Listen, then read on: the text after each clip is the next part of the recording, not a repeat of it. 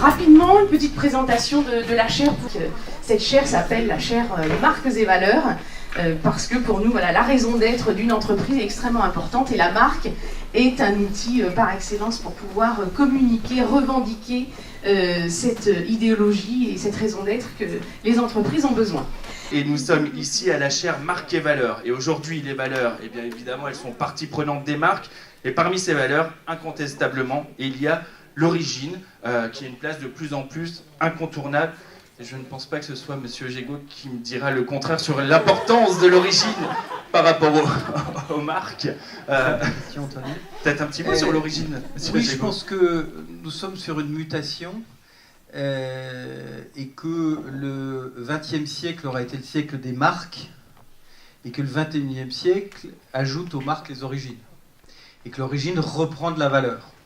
Pour plein de raisons, sans doute parce que on a eu un siècle de normalisation, de mondialisation, d'anonymat, de produits qui n'avaient plus ni d'origine, ni de saveur peut-être, et qui se voulaient être des produits universels.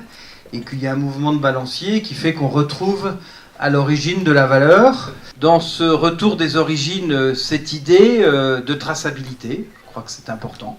Je veux savoir ce que je consomme et d'où ça vient. Et l'origine me donne évidemment la première information.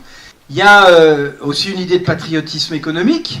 Si j'achète proximité, si j'achète local, je sais aussi que j'ai un retour sur l'emploi local. Et puis il y a un troisième élément qui apparaît, qui n'est pas des moindres, qui est celui, au fond, du combat pour la préservation de la planète et pour l'écologie.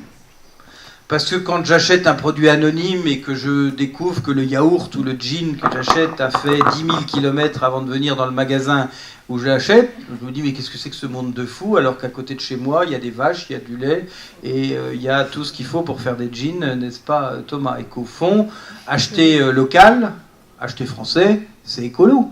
C'est le circuit court par excellence. L'addition de ces trois phénomènes fait qu'effectivement l'origine reprend de la valeur. Vous qui êtes des étudiants brillants d'une université brillante, je pense qu'il faut que vous ayez une réflexion, une approche sur ces questions de valeur des origines, sur la façon dont on les appréhende, dont on les met en scène, dont on les rend crédibles et véridiques, parce qu'il y a aussi, c'est tout le combat que nous menons avec la certification Origine France Garantie, des gens qui vous vendent pour français des magnifiques marinières, je ne parle pas de vous, madame, mais qui sont au bon goût de Bretagne, dont on vous oublie de vous dire qu'elles ont été en grande partie faites au Maroc.